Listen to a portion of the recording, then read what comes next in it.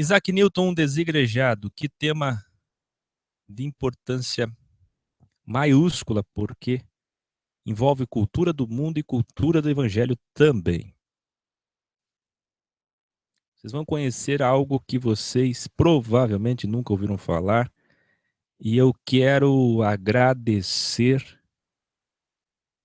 a Luciana, nossa irmã bióloga aqui de Santo Amaro, que nos enviou esse material.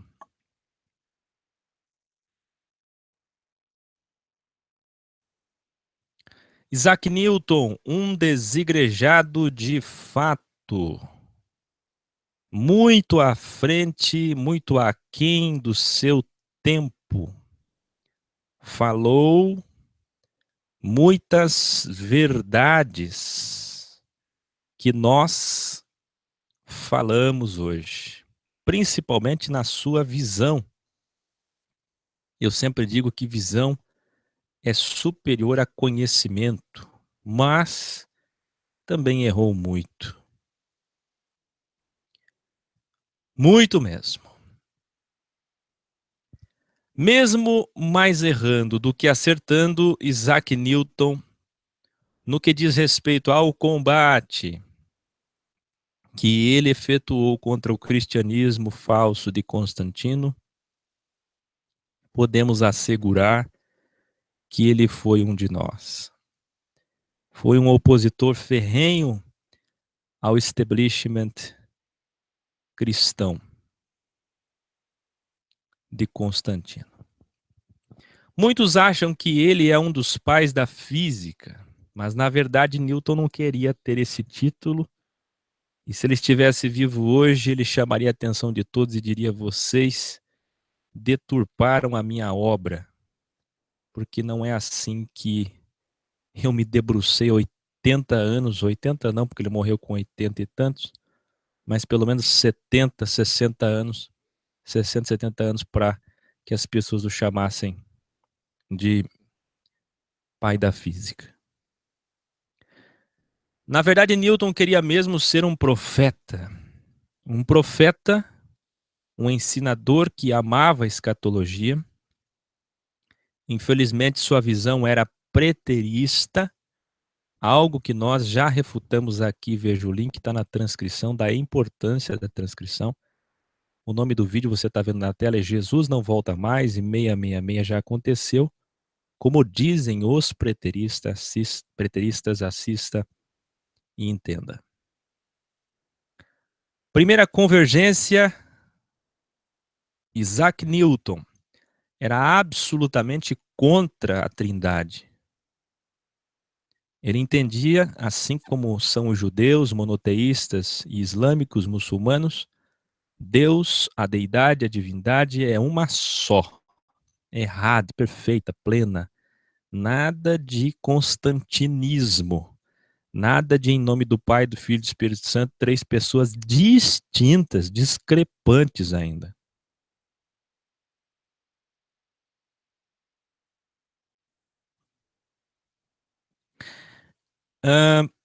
Ele era uma pessoa fora do comum, distraído e generoso, sensível à crítica e modesto. Tinha dificuldade em manter boas relações sociais.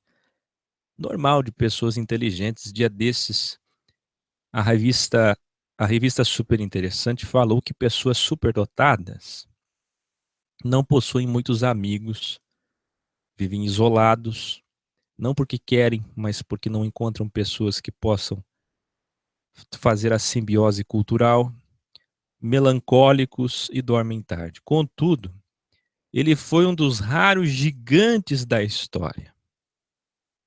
Um físico brilhante, astrônomo, matemático, filósofo natural e escatólogo.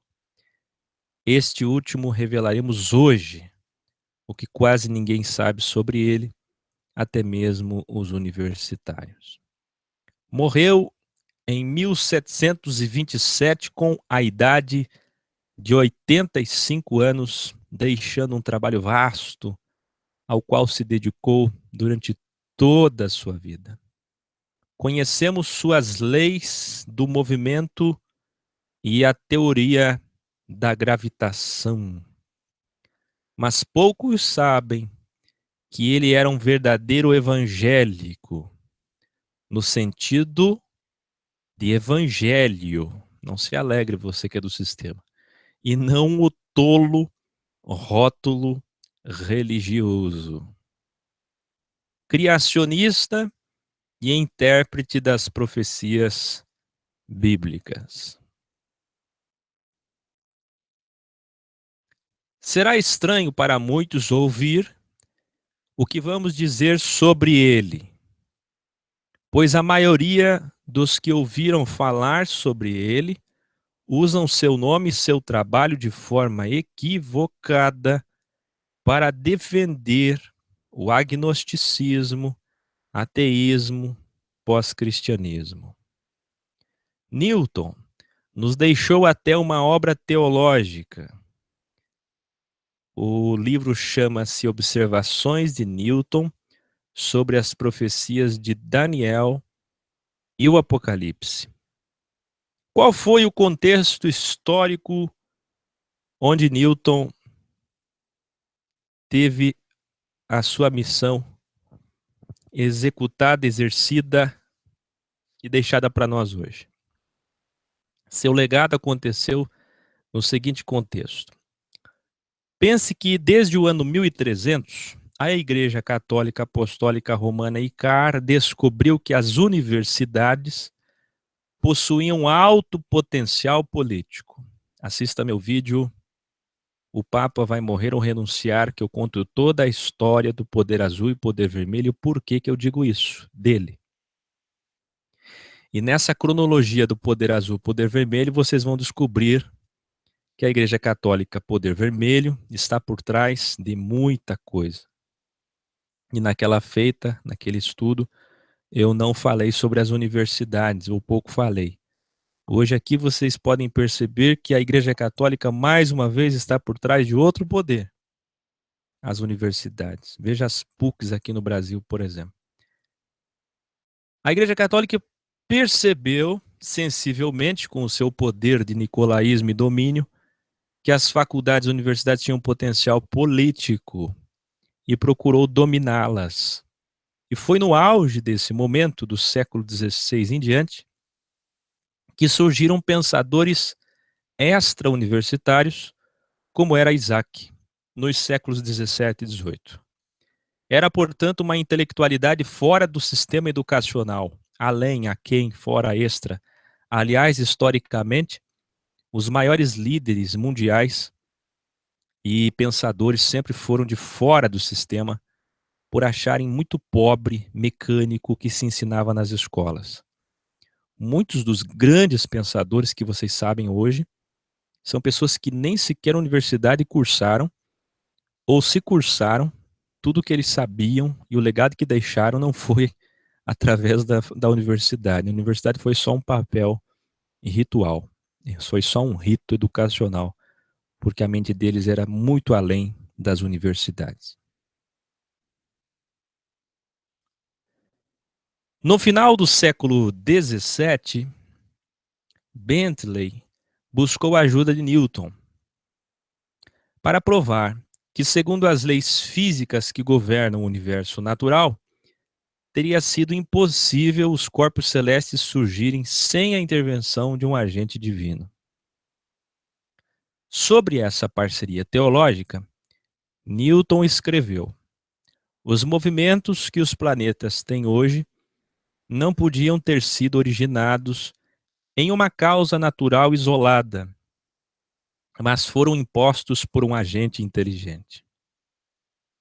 Os acertos de Newton. Então vocês viram já que ele era um homem de fé, evangélico e criacionista. Quais foram os acertos de Newton? E Newton, pasmem vocês todos, se preocupava com a restauração da igreja cristã, a sua organicidade, pureza apostólica. Seu estudo das profecias o levou a concluir que, afinal, a igreja, a despeito dos seus defeitos presentes, no final triunfaria. Só que William, que foi o sucessor de Newton como professor de matemática, depois da morte dele, que tanto Newton, ele, com Samuel Clarke tinham desistido de lutar, escute isso, desistido de lutar pela restauração da igreja às normas dos tempos apostólicos primitivos. Por quê?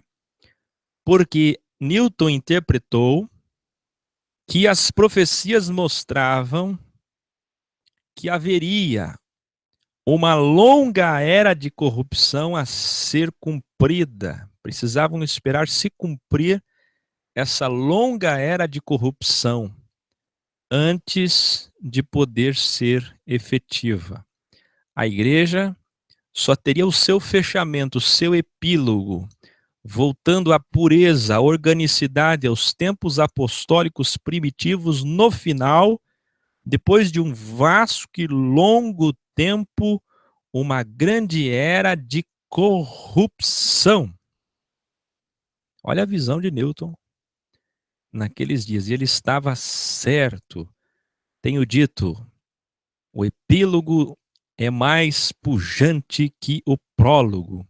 Deus voltará a interferir na grande tribulação com os salvos, com a eclésia, estará conosco, interferindo diretamente. Nós veremos isso. Você que está acostumado com sinais de mentira psicossomáticos, paliativos, você que está acostumado com ver curas mentirosas, falsas, charlatanismo, curandeirismo, exorcismo fabricado, hipnose, técnica de Charcot, toque de Charcot, você que está acostumado com musicoterapia, emocionalismo, metástase, placebo, agora você vai ver Deus voltar a agir. E Newton já via, por suas interpretações, que teríamos uma longa era de corrupção e, posteriormente, um retorno da igreja só no final. Newton já estava predizendo, sem ele mesmo saber, sobre os desigrejados, mas não os desigrejados isolados de fato, os autodenominacionais, mas aqueles desigrejados que se reúnem e que são chamados assim maldosamente. Newton estava longe de identificar o que quer que existisse ao seu redor como o verdadeiro cristianismo apostólico. Ele considerava todo o cristianismo à sua volta como um grande desvio do evangelho. Que lindo. Este interesse na restauração da igreja à pureza apostólica levou Newton a um estudo sobre a segunda vinda de Cristo.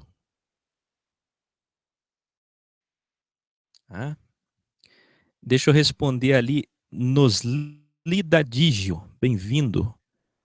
Veja bem, desigrejado é o termo que eles dão, não nós. Eles dão maldosamente. Destemplado também está errado, pois somos o templo. Nós somos desigrejados sim. Veja meu vídeo. Poucas pessoas sabem o que é a igreja, porque existem vários significados para a igreja. A igreja é um ajuntamento, para o bem ou para o mal. Existe uma Laodiceia, existe uma Filadélfia. Somos desigrejados de Laodiceia. Então nisso, mesmo nos chamando maldosamente, acertaram. Olha o interesse dele ao retorno à pureza. E pureza é sinônimo de orgânico. orgânico, organicidade, originalidade, original, orgânico e pureza são sinônimos. Sua preocupação com o futuro o levou às 70 semanas do capítulo 9 do livro de Daniel. Ele designava a última semana para um futuro indeterminado que ele desconhecia. Quando a volta dos judeus e a reconstrução de Jerusalém iriam começar, o terceiro templo, culminando com a gloriosa segunda vinda de Cristo. Vejamos um trecho de sua obra. Colei aqui este parágrafo. E no fim daquela perseguição, pela vitória de Constantino sobre Maxêncio no ano 312, ela deu à luz um filho homem que havia de reger todas as gentes com vara de ferro, ou seja, um império cristão. E pela vitória de Constantino sobre Licínio, no ano de 323, seu filho, isto é, os bispos, foi arrebatado para Deus e para o seu trono. Eu apenas colei um trecho da obra dele, só para vocês verem o quanto que no quesito escatologia ele errou. E aí vem os erros de Newton. Os acertos é a luta contra a podridão do cristianismo, e acertou já predizendo há mais de 300 anos atrás, acertou que haveria uma grande saída do sistema.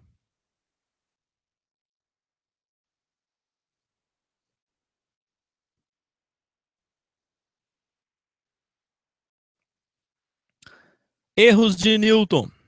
Suas interpretações acertadas incluíam, portanto, vou frisar de novo, a podridão do cristianismo pagão e falsificado de Constantino, Lutero e Calvino. Note que ele morreu, vou voltar aqui, para você ver, você aprender, gravar e falar a todos. Ele morreu em 1727. Reforma Protestante, vamos lembrar, 1517 com Lutero, 1540 contra a Reforma iniciando para valer 1545 no Concílio. E depois surge a grande obra, o grande trabalho de Calvino, ou seja, ele já conhecia muito bem o trabalho de Lutero, o trabalho de Calvino, foi quase que contemporâneo, e agora ele estava considerando tudo isso longe do Evangelho, longe do cristianismo de Cristo. Mas suas interpretações também eram demasiadamente metafóricas. E nisto Newton errou. Ele achava que o dragão, Apocalipse 12, já tinha caído figuradamente através do Império Romano e que as bestas do mar e da terra já tinham se cumprido. Ele, inclusive, na obra dele, é impressionante, mas ele teve um trabalho tão minucioso que ele cita cada cumprimento do livro de Daniel, Ezequiel, Jeremias, Isaías, Apocalipse, principalmente Daniel, Apocalipse. E cada versículo do Apocalipse ele dá os nomes dos povos, dos imperadores, os anos, o que aconteceu. Só que ele vai muito longe na sua figuralogia, no seu preterismo. Ele, inclusive, cita 3 cruzes juntas. Foi um pequeno tempo do Império Romano, de uma obrigação de usar as 3 cruzes juntas, parecidas com a cruz de Malta. E ele dizia que era este o 666. Veja, ele errou.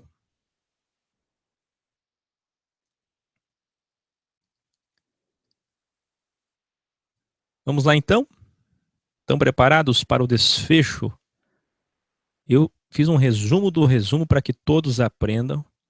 Quem quer se aprofundar, eu já vou passar o documento, embora eu diga para vocês, não precisa perder tempo, porque eu dei uma lida rápida em todos os tópicos do livro que foi traduzido e tudo errado.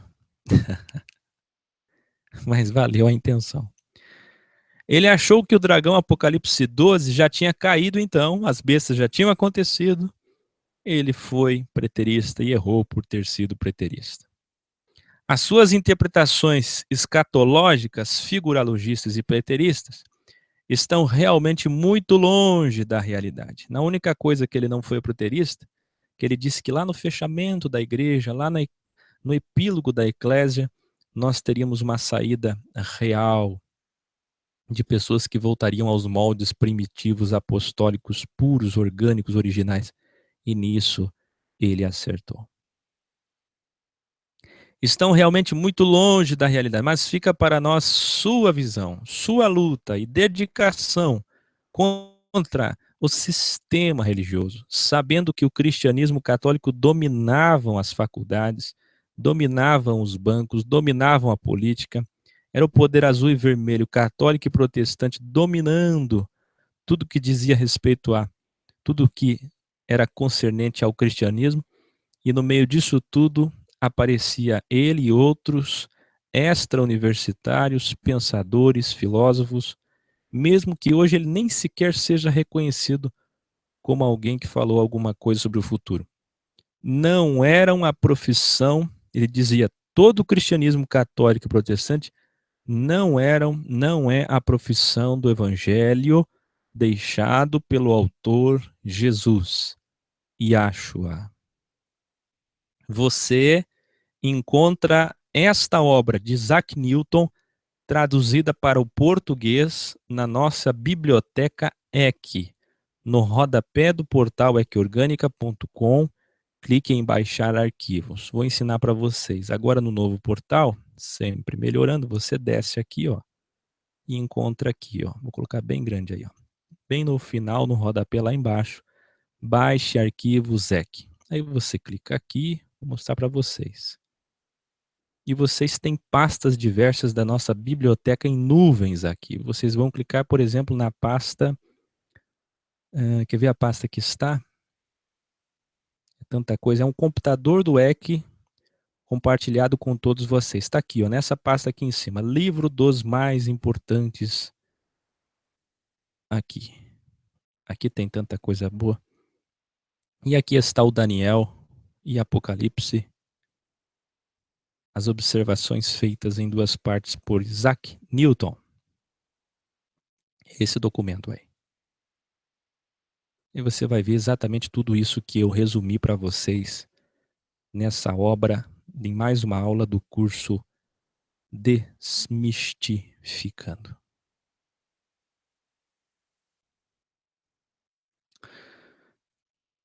Pois é, depois vem o Einstein e rebate tudo que metafisicamente pensava e trabalhou em cima, matematicamente, astronomicamente.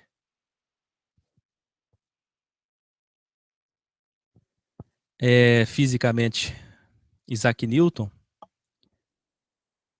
Quando Isaac Newton fala sobre as duas teorias que eu coloquei aqui em cima e que foram refutadas por Albert Einstein, enquanto ele falava das leis do movimento, do espaço pleno, a teoria da gravitação, em refuta, denega com a teoria da relatividade. Queridos, ainda hoje gostaria de vos falar acerca do muro de Trump e sua crença na teoria da Terra plana. E eu nem coloquei Terra plana, porque se eu colocar a palavra Terra plana, já desce aqui uma multidão de pessoas.